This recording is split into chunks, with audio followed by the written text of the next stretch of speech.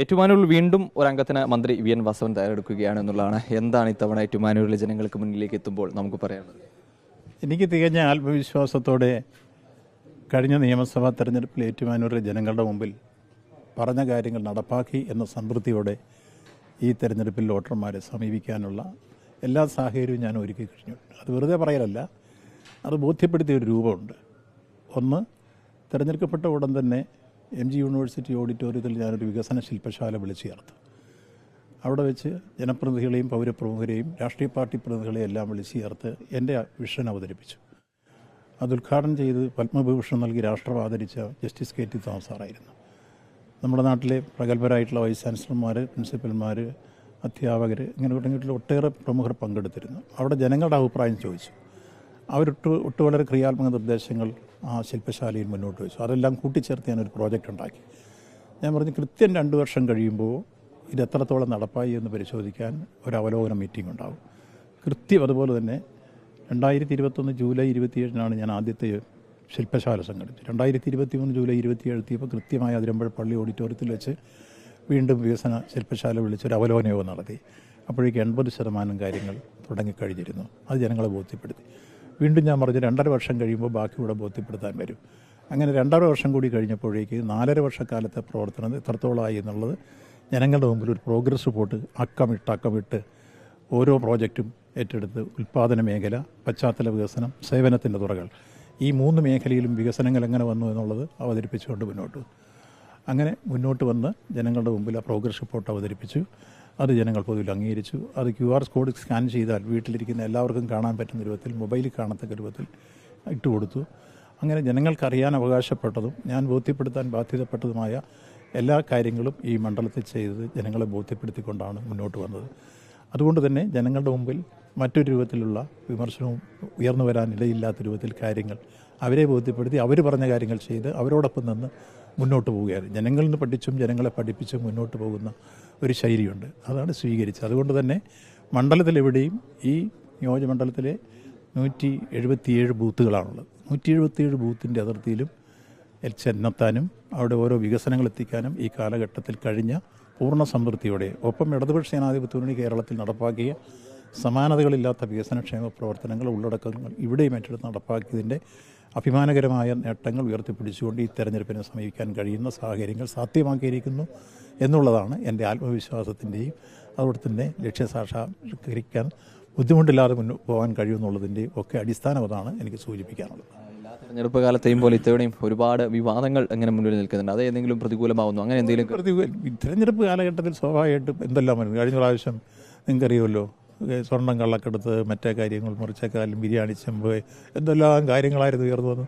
പക്ഷേ തെരഞ്ഞെടുപ്പ് റിസൾട്ട് വന്നപ്പോൾ 99 സീറ്റുമായിട്ട് വന്നു. അതുകൊണ്ട് വിവാദങ്ങൾ ഒഴിഞ്ഞ് ഒരു തെരഞ്ഞെടുപ്പിൽ നുണപ്രചരണങ്ങളുമായിട്ട് ധാരാളം വരും. ഇത് ജനങ്ങൾ തിരിച്ചറിഞ്ഞുകൊണ്ടായിരിക്കുന്നു. നിങ്ങൾ വിചാരിക്കുന്നതിന് അപ്പുറത്താണ് കേരളത്തിലെ ജനങ്ങൾ. ഓരോ വിഷയത്തിലും കൃത്യമായി കാര്യങ്ങൾ മനസ്സിലാക്കുകയും പഠിക്കുകയും അതിൽ നിന്ന് അവർ നിലപാടെടുക്കുകയും ചെയ്തുകൊണ്ട് വരുന്ന സംസ്കാര സമ്പന്നരായ ഒരു ജനതയാണ് ഈ കേരളത്തിലുള്ളത്. അതുകൊണ്ട് അവരുടെ മുമ്പിൽ ഏതെങ്കിലും തരത്തിൽ വിവാദങ്ങൾ ഉയർത്തി പുകമറ സൃഷ്ടിച്ച് ആരെയെങ്കിലും തകർക്കാനോ അല്ലെങ്കിൽ മോശമാക്കാനോ കഴിയില്ല എന്നുള്ളത് കഴിഞ്ഞ നിയമസഭാ തെരഞ്ഞെടുപ്പ് തെളിയിക്കുന്ന ഏറ്റവും പ്രധാനപ്പെട്ട അനുഭവമാണ്. വിവാദങ്ങളെല്ലാം ഈ തെരഞ്ഞെടുപ്പിലും ജനങ്ങൾ തള്ളിക്കളയുമെന്ന് തന്നെയല്ലേ? പൂർണ്ണമായി സംശയമൊന്നുമില്ല. ഒരു തരത്തിലുള്ള വിവാദങ്ങളും ഈ തെരഞ്ഞെടുപ്പിൽ ഇടതുപക്ഷ ഞാൻ ചോദിക്കട്ടെ, 21 മന്ത്രിമാരെ ഞങ്ങൾ, ഒരാളെക്കുറിച്ച് ഈ കേരളത്തിൽ ഒരു അഴിമതി ആക്ഷേപം ഉയർന്നു വന്നില്ല. ഒരാൾക്കുമെതിരായി പ്രതിപക്ഷത്തുനിന്ന് ഒരു അവിശ്വാസം കൊണ്ടുവന്നില്ല. ഗവൺമെൻറ്റിനെതിരായി ഒരു അവിശ്വാസ പ്രമേയം വന്നില്ല. അങ്ങനെയുള്ളൊരു കാലഘട്ടം ഈ കാലഘട്ടമായിരുന്നു. മറ്റെല്ലാ കാലഘട്ടത്തിലും അവസാനിക്കാറാകുമ്പോഴേക്കും ഗവൺമെൻറ്റിനെതിരായ അവിശ്വാസം കൊണ്ടുവരും. അല്ലെങ്കിൽ ഏതെങ്കിലും ഒരു മന്ത്രിക്കെതിരെ എഴുതി കൊടുത്ത അഴിമതി ആരോപണമായിട്ട് ഒറ്റ മന്ത്രിക്കെതിരായിട്ടും ഒരു അഴിമതി ആരോപണം ഉയർന്നു വന്നില്ല എന്നുള്ളത് ഏറ്റവും പ്രധാനപ്പെട്ട ഒരു കാര്യമല്ലേ? അത് കാര്യത്തിൽ ചെറിയ കാര്യമല്ലല്ലോ.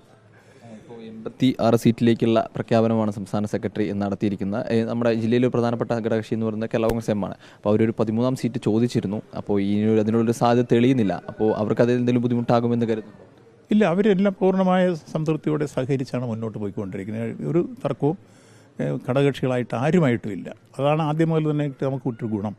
ഒരസംതൃപ്തിയോ അനൈക്യമോ അസഹിഷ്ണുതയോ ഇല്ലാതെ ഇടതുപക്ഷ ജനാധിപത്യത്തിന് വൈകാരികമായ യോജിപ്പോടു കൂടി മുന്നോട്ട് പോകുന്നു എന്നുള്ളതാണ് ഏറെ ഞങ്ങൾക്ക് ഈ വിജയത്തിൻ്റെ അടിസ്ഥാനമായി ചൂണ്ടിക്കാണിക്കാൻ കഴിയും. സംഘടനാ രംഗത്തിൻ്റെ ഒരു സംഘടനാ രാഷ്ട്രീയ നേതൃത്വമായി ഉയരാൻ കഴിയുന്ന രൂപത്തിലുള്ള പ്രവർത്തനങ്ങൾ ഇതിനോട് ഞങ്ങൾ സംഘടിപ്പിച്ച് കഴിഞ്ഞിട്ടുണ്ട്.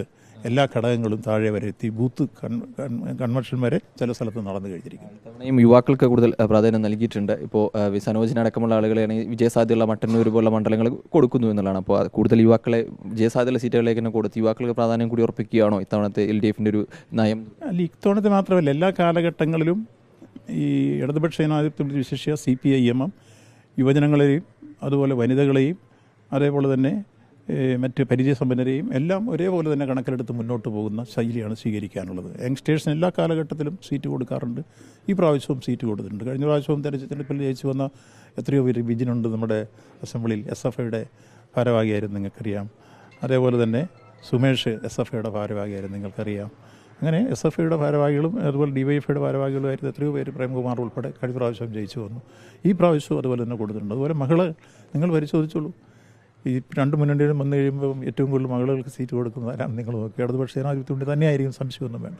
ഏറ്റവും പെട്ടെന്ന് സ്ഥാനാർത്ഥി പ്രഖ്യാപനം കഴിഞ്ഞ CPM മറ്റൊന്ന് CPI ആണ്. രണ്ടിടത്തോടെ LDFൽ നിൽക്കുന്ന കക്ഷികളാണ്. അപ്പോൾ അതിൻ്റെ ഒരു മുന്നേറ്റം കൂടി ഉണ്ടാവും എന്ന് കരുതുന്നുണ്ടോ? അതുകൊണ്ട് മറ്റേവർക്ക് തർക്കം തീർന്നിട്ട് അവർക്ക് മത്സരിക്കാൻ സമയമില്ലല്ലോ.